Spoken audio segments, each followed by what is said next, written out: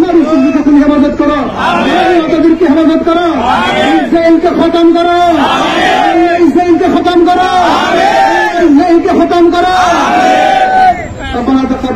অন্তর্বর্তী সরকারের কাছে আমি জানাচ্ছি, দ্রুত ইসরায়েলের বিরুদ্ধে নিন্দা জানাতে হবে,